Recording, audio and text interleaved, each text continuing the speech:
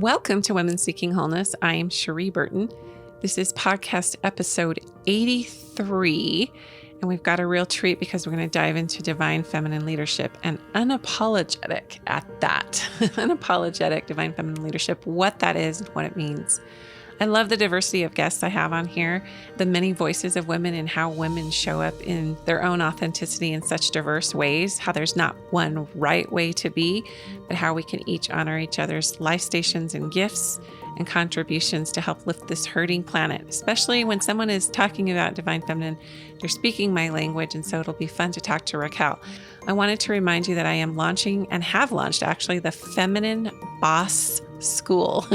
It's a 12-week online course that will take you through cultivating goddess confidence and finding and accessing your soulpreneur path, which is basically your soul calling, whatever your heart is calling you to do, and then how to balance it with motherhood.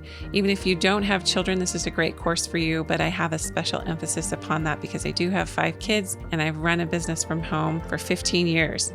Oh yeah, and by the way, that is feminineBossSchool.com, so check that out. So I want to introduce to you Raquel Vasallo. She's a #1 bestselling author. She is a preeminent spiritual advisor to female visionaries and leaders, an international speaker, a mystic, artist, and feminine leadership trendsetter. So she'll talk a little bit about her amazing backstory and how she experienced a spiritual awakening in her life, leaving a high-powered job in New York City and stepping into her true soulpreneur path. So we're going to talk today about upgrading into kind of this spiritual operating system so that you can be who you are unapologetically. And when we're talking about divine feminine leadership, we're talking also about self-leadership because that's where it starts, so that you can create that next chapter in your life, rich with pleasure, peace, and purpose.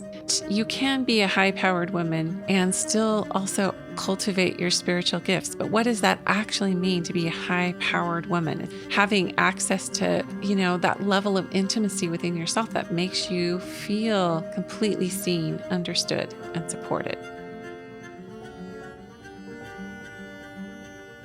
Raquel, I'm so grateful that you've joined us today and are willing to lend your divine feminine wisdom. Oh, thank you so much for having me, Cherie. It's a real honor to be here. Oh, well, I think that we were just talking earlier, you and I, that this feels like a divine appointment. If any of you are familiar with that phrase, it just means that there's this synchronicity that happens when women who think alike or people who think alike just sort of merge and cross paths and start to realize that they have a lot of similarities. But this particular episode I'm excited about because, well, I always start with people's journey, and we'll get to your journey, but I'm excited about it because I am such a fan, and I was so glad to see that you're a fan of this as well, that it's okay to use your spiritual gifts, your innate spiritual gifts, to align with whether you want to create a business, whether you want to move it into a project, whether you're using it with your family, that women truly have these innate capacities, this inner knowing and wisdom and this power that's so unique. So I love that you're bringing that forward, and the fact that you call it unapologetic divine feminine leadership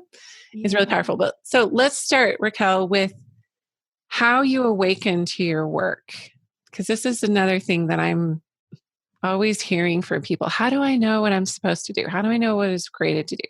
What am I born to do? What is my soul path? And you had a very unique near-death experience that gave you this awakening. Yes, I did. And part of my mission and work is to teach women how to listen to those whispers from the universe so that they don't have to go through what I went through. Yeah. So back in 2008, Cherie, I was an architect, and I was living in New York City. And one day on my way home from work, I was walking and I crossed an intersection, and a woman ran a light with an SUV, and I basically flew in the air, and I should not have survived. It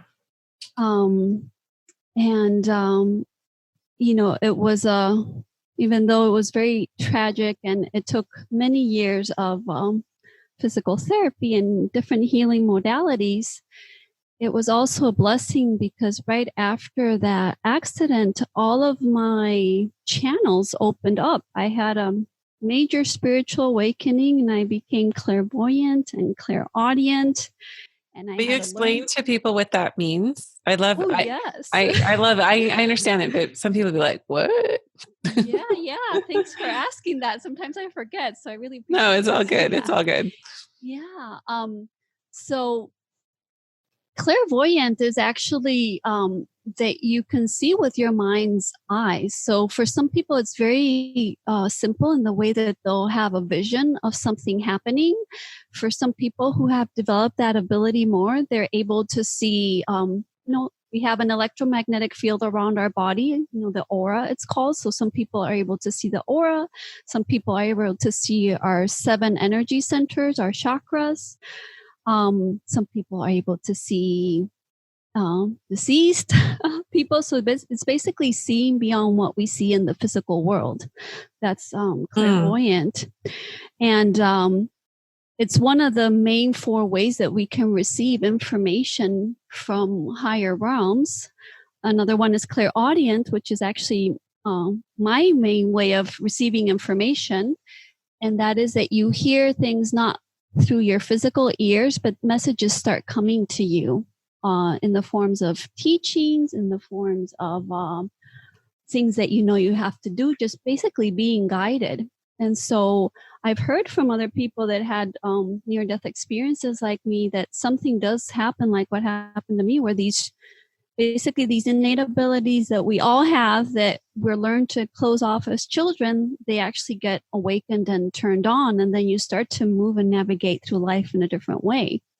And so what happened for me is that when I did recover and I finally went back to work, even though I chose architecture and I had a really good resume, everything looked amazing on paper, Ivy League school, working for star architects, it didn't make any sense to me anymore, because it was like this new life, new path was given to me, which I believe was the true path that I was supposed to be living in this lifetime. I just wasn't listening to the little whispers I was getting. And that's why I said earlier, it's so important to tune into this so that you don't have to go through a car accident like I did. Yeah. That's amazing. So did you have any really severe injuries? Do you have any lasting effects from that accident? Oh, yeah, I do. Well, it's interesting because the nature of the accident, it's a miracle that I did not break a single bone. So there was some kind of intervention that saved me, because I should have been, not only did I not break a bone, but because of the nature of the accident, I should have not survived. So I believe there was some angel or something was there to save me from that. But I did have very long lasting injuries that took 4 years of physical therapy. And to this day, I need to take super good care of my body, because it's just not the same as it was before the accident. Yeah, which could be a gift, a spiritual gift in and of itself, or offering from the universe to. I've noticed people that have to be very diligent about their health have to amp up their self-care, which has a side benefit of granting them this beautiful self-compassion. So it can flip either way, but sometimes I just wanted to offer that can actually be. It is a gift, and truly, I've found myself that the more I take care of my body, because it was delicate for quite a long time, the clearer my channels become to be able to receive these messages that we were talking about earlier. So it goes hand in hand. That's so interesting. So you developed this clairaudience, clairvoyance. Can you speak to also clairsentience? That's another good one. Yeah, there's 4 of them. Yeah. So the third one, clairsentient. It's sentient comes from feeling. So people that receive guidance in this way, they have a feeling in their body, and it's interesting because they have to learn how to differentiate it. Because sometimes the feeling is like it's a full yes, like no doubt, this is what I'm supposed to do. Like you ask a question and you get the feeling, every part of your body saying yes. But sometimes it can be a little bit trickier because if you are in a point in your life where you're up for a major up leveling, say it's, within your purpose or relationship or finances, whatever it may be, something really big is up for you. The feeling will be a combination of excitement and fear. And I've learned from so many years of working with clients that if they don't know how to distinguish that, the fear will stop them. But you have to, when it's that combination of both, it's a yes. It's just that it's going to require growth because it's a little uncomfortable. You always receive an answer. It just may come cloaked in a form that you never would have expected. There's always an answer. Mm-hmm. Right. Yeah. And so if you want to talk about the fourth one, since we're at it. Yeah, while we're at it. Yeah. So the fourth one is claircognizant, which means that you have a knowing. And this one is actually I've found the hardest for people to distinguish because we are so bombarded by information right now that typically when you get a message intuitively, like an intuitive hit, you might also get a text message or you look at an email or a phone call comes in that moment you forget about it. But when you actually journal about these downloads that are coming through at the end of the day, and you say, "Oh, I had a knowing about this," and you start to take action on it, it reinforces the trust in it, and knowing that you just know, because that's really what that means. Mm-hmm. So beautiful how things work, and when we're really awake to and aware of how we really are being divinely held and supported in all spaces. So, how did the divine feminine come into this for you? How did that work herself in? That was actually several years later because 2008 was when I had that near-death experience and I made that complete shift. And it wasn't actually until 2016 that the divine feminine came in for me. And it came in a very unusual way. What happened is I started receiving these images to use my body as art. And I was really confused at the time, Cherie, because by then, it had been 8 years. I thought I knew what my purpose was.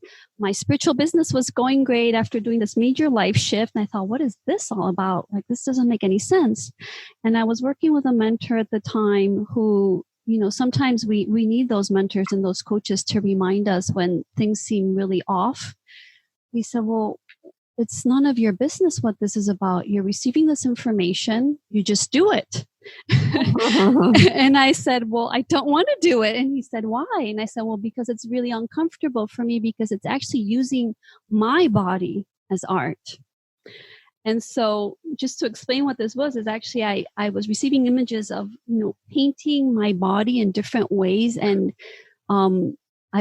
expressing these divine teachings basically that were coming through me. And so I said yes, because thanks to that mentor, I gathered the courage to do it. And what happened is all of a sudden things started shifting in my life in a major way. Like I called in my divine partner. It showed up in my business, my bank account, all of my personal relationships. And I thought, hold on, what is this really about? And so when I'm not sure, I meditate a lot and I journal a lot. And I was told, you are a keeper of the sacred feminine. And so then my architect brain kicked in. I said, wait, hold on, but how did I get here? And I realized, Cherie, that by saying yes to that divine assignment of doing those photographs, there was a series of steps that I went through that was saying yes to the divine feminine without me knowing what it was. And it allowed me to be fully self-expressed, to own my power, to own my sexuality, my beauty. And from that point on, it became an integral part of my business. And that is the process that I use when I do these very intimate activation retreats with women. I take them through that exact process. So I didn't even know it was the divine feminine until... And it required for me to have that trust and that surrender to say yes to that assignment that seemed uncomfortable and out of your related. Yeah, out of your realm of like something that you would have ever dreamed of. I just want to offer that The divine feminine, as you know, but just for our listeners, comes in so many forms. I think we just think of the divine feminine as one being. And I'm sure there is some ancient mother, heavenly mother, or something, ancient goddess. But at the same time, the way, just like God, the way she expresses is so diverse. So you have warriors, you have poets and mystics and saints and priestesses and trailblazers and troublemakers. And, it's, I've actually heard this term, sacred rage. Recently, that made a lot of sense to me, that the feminine can express this way as well, because she has seen so much injustice through millennia, Oh, yes. and has been looked past or misunderstood. And so it's so interesting. I meet so many women like you who have heard this type of a calling, and it may not have come in the exact form it did for you, but it's like, no, you are part of me. I will express myself through you. And through that expression, the world will learn more about me. And it's different than the masculine. And can you explain for us how you define the divine feminine? Oh, yes. And actually, before I answer that, if I may, I want to comment on something that you just said, because I Sure. think it's so important for women to hear this. If you have a quest in your life for more ease, more flow, more grace and guidance and purposefulness, basically, the divine feminine is calling you. And when you say yes, you will find what I think that's why Cherie and I have found each other. Because when you say yes to the divine feminine, you start to be put together with other souls who have also heard that calling, and they're just doing the work and sharing the message in a different way. And it's so beautiful, because I think as women, a lot of us have been in competition, which is the way of the masculine, and the feminine is asking for us to come together in sisterhood. Yeah, it's very inclusive, very, very Yeah. inclusive, all inclusive, really. Yeah. And so to answer your question, for me, the sacred feminine is the compassionate one, the why, and these are energies, right? Because the feminine and the masculine are both in, whether you have a female or male body, right? But those energies of compassion, of the wisdom, the healer, connected to nature and connected to your own seasons, knowing your power and your intuition. It's about creativity, about flow instead of pushing and forcing, which is the Right. masculine way. And it's really the one that brings love, compassion, and nurturing. She's also, the divine feminine is so generous and so supportive. Mm. It's like the antithesis of shame or seeing yourself as less than. For me, she comes through as just, again, this all-inclusive but very expansive force. I love those words. Yeah. So let's go into how you activate, because you teach something called higher purpose activation, which I love. It kind of reminds me of the God Code or something, because I have taught for many years and totally believe and have seen firsthand with people I've worked with that we can turn on different aspects of our DNA that may be dormant, or different parts of our intelligence that are just kind of waiting to be woken up. And when we do, that definitely feeds into our soul calling or our real work in the world. Very similar to what you had to go through a near-death experience to find, right? So talk to us a little bit about that higher purpose activation. Yeah, thanks for asking that question. So, I've found, because I've been doing this work for many years now, and the way that it's evolved, I work now with high achieving women. And what happens is that in that high achieving, in the patriarchal society that we still live in, what happens is that we're very much used to using our expertise and our skills because we think we're really good at them, and also doing what comes out of obligation and responsibility. And so when you want to activate your higher purpose, there are specific energetic activations that you can do, which, obviously I can't do with you right now, but what I can do is take you through some simple steps of questions that you can start to ask your higher self, the part of you that is perfect and divine and whole, that knows everything about you. There's actually questions that you can start to ask to initiate the parts of the activation that you can do on your own. And so part of this is what I call it changing to a spiritual operating system. So going back to what I just said, instead of operating from obligation and responsibility, it's about starting to come to your life from desire and inspiration. So one of the ways you can start to activate it was a simple journaling exercise where you ask yourself, what specific areas of my life do I want to commit to upgrading to desire and inspiration? And what areas of my life am I operating from responsibility and obligation?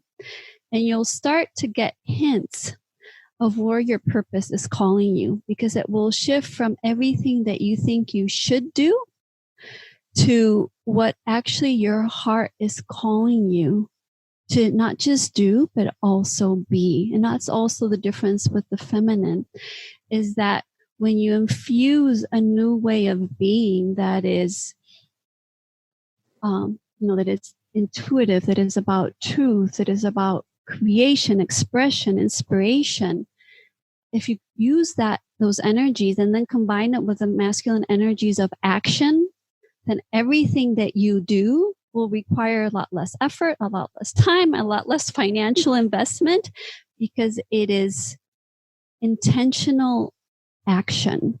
Yeah.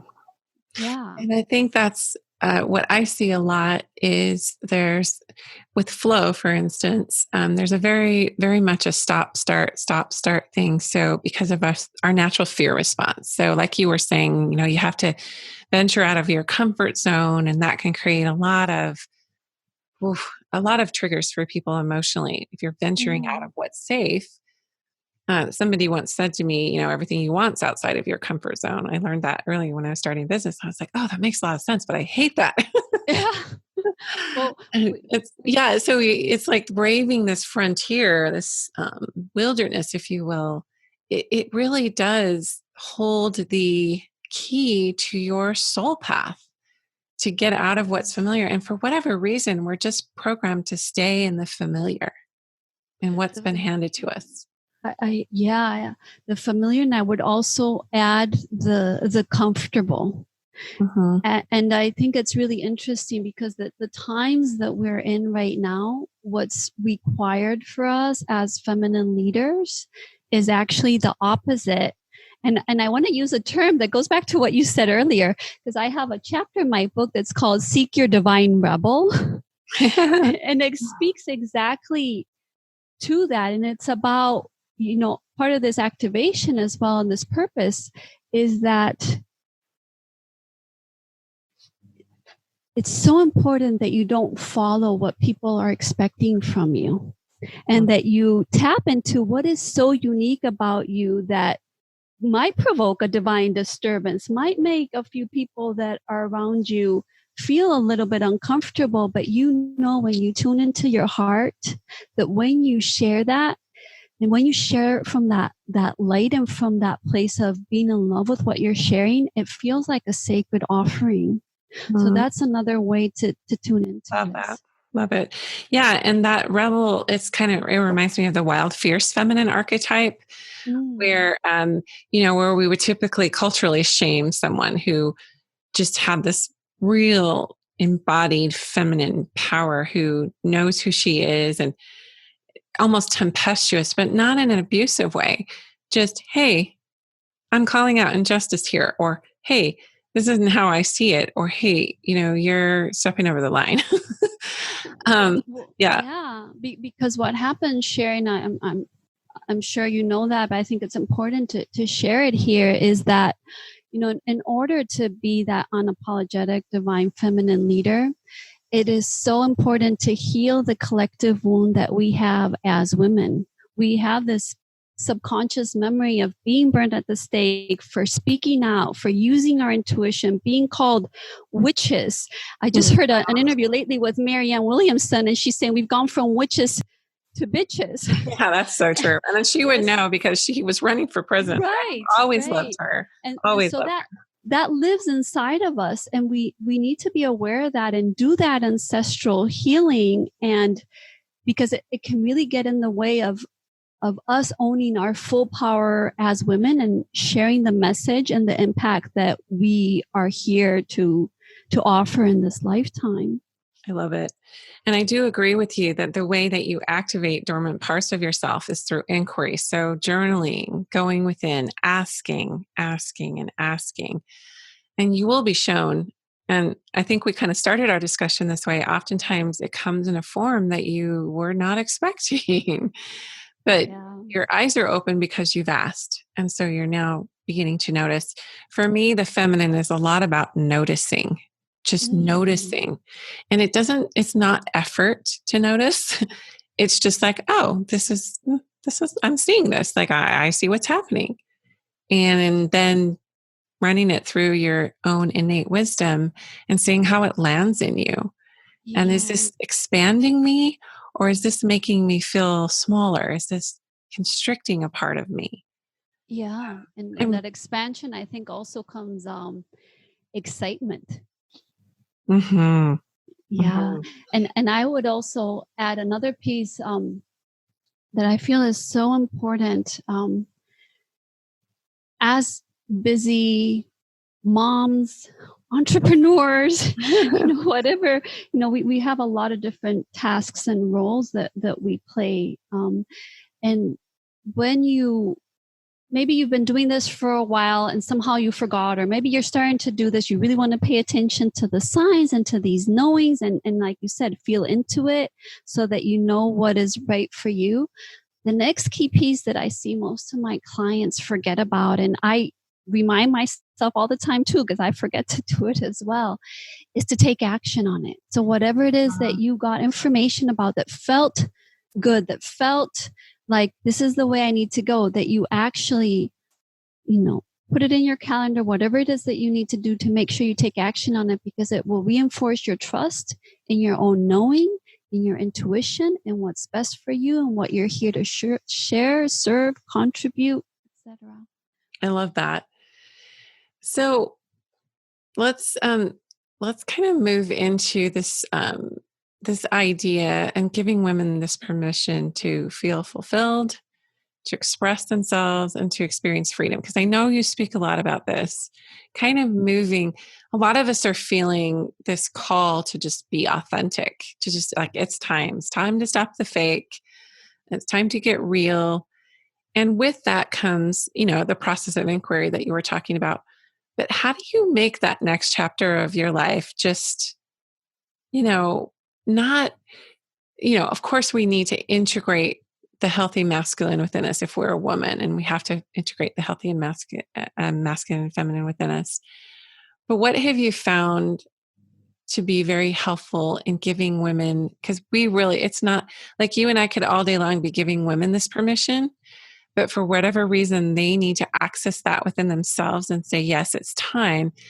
How have you found our most effective ways to make that jump, or to make that decision, if you will, to bridge that indecisiveness into, no, it's time. Like I'm going to live for me, basically. Yeah. I think there could be several answers to the question. Let me just feel into, I think, what needs to be said right now. Mm-hmm. So this is what's coming through. Yeah. We look for happiness in life in so many different areas on the outside, right? Our relationships, our work, our material possessions, our spiritual practice, all of those things. And truly, the one thing that will give us the most joy, sense of fulfillment, even levels of bliss, is living our purpose and sharing the unique gifts that we have that only we can do the way that we do. And so giving yourself permission to say yes to that, I believe, is the biggest gift, not only that you can give to yourself, but when you do that, you are happier. So you are a better mother, a better wife, a better daughter.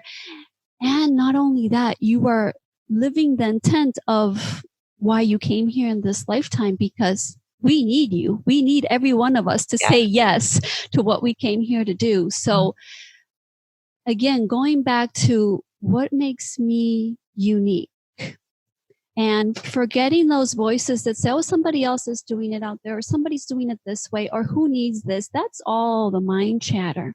Just saying yes to what you know you're passionate about, what you know you're really good about, what you know that your friends and family and maybe your clients tell you, wow, this was such an amazing gift to have this conversation with you, or, whatever it is that you did for them.